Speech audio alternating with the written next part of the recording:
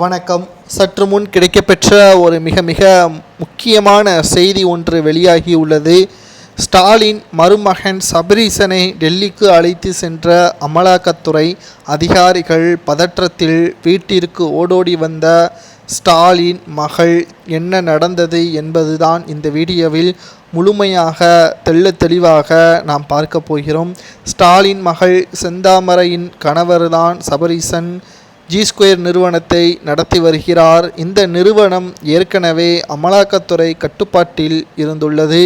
மீண்டும் அமலாக்கத்துறை அதிகாரிகள் விசாரணைக்காக G2 நிறுவனத்தில் சோதனையில் நடத்திய பொழுது பல ஆவணங்கள் மீண்டும் தவறுக்கு மேல் தவறு செய்ததன் காரணமாக செந்தில் பாலாஜியை எப்படி கைது செய்தார்களோ அதேபோல் சபரீசனை தற்பொழுது கைது செய்துள்ளதாக தகவல்கள் வெளியாகியுள்ளது. செய்தி ஊடகங்கள் இதை மறைத்து வந்தாலும் நிச்சயம் இன்று இரவிற்குள் இந்த செய்தி இணையதளங்கள் முழுவதும் வைரலாக பரவும். தமிழக செய்திகள் மட்டுமல்ல, இந்திய செய்திகள் முழுக்க இது வைரலான ஹெட்லைன் நியூஸாக மாறும் என்றும் கூறப்படுகிறது. செந்தில் பாலாஜி அவர்கள் கைது செய்யப்பட்ட போதே திமுகவின் மற்ற அமைச்சர்கள் சிக்குவார்கள் என்றுதான் எதிர்பார்க்கப்பட்டது. ஆனால் அது நடக்கவில்லை. ஆனால் சபரீசன் விஷயத்தில் அப்படி கிடையாது. G2 நிறுவனம் என்பது நிலங்களை வாங்குவதும் விற்பதும் என்ற ஒரு நிறுவனம். இதில் அமைச்சர்கள் யாருக்கெல்லாம் எவ்வளவு சொத்துக்கள் வாங்கியுள்ளார்கள் என்பது G2 நிறுவனத்தில் பட்டியலிடப்பட்டுள்ள ஆதாரமாகவே சபரீசன் வைத்திருப்பதாக அமலாக்கத்துறை அதிகாரிகள் தெரியப்படுத்தி இருக்கிறார்கள். இதனால் நிச்சயமாக சபரீசன் அவர்கள் மூலமாக திராவிட முன்னேற்ற கழகத்தின் மற்ற அமைச்சர்கள் சிக்குவார்கள் என்றும் கூறப்படுகிறது.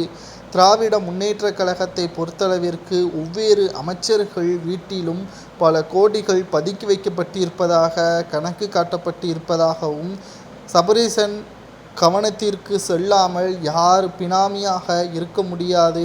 அது நமது அனைவருக்கும் நன்றாகவே தெரியும். கலைஞரால் முடியாதது ஸ்டாலினால் முடிந்தது என்றால் அதற்கு முக்கிய காரணமே சபரீசன் தான். அவர் திட்டங்கள் அனைத்தும் சரியான திட்டங்கள். தற்பொழுது இருக்கக்கூடிய டெக்னாலஜியை பயன்படுத்தி சபரீசன் அவர்கள்தான் உதயநிதி ஸ்டாலின் அவர்களையும் திமுகவை வெற்றியடை வைத்ததற்கு பெரிய பங்கு வைத்திருக்கிறார். நிழல் உலக முதல்வராகவே சபரீசன் அவர்கள் இருப்பதும் குறிப்பிடத்தக்கது. இந்த கைதானது தற்பொழுது மிகப்பெரிய அளவில் சர்ச்சையை ஏற்படுத்தும். இதனால் செந்தாமரை அவர்கள் நிச்சயமாக சிறையிலிருந்து சபரீசனை வெளிவருவதற்காகவே நீதிமன்றத்திற்கு செல்வார்.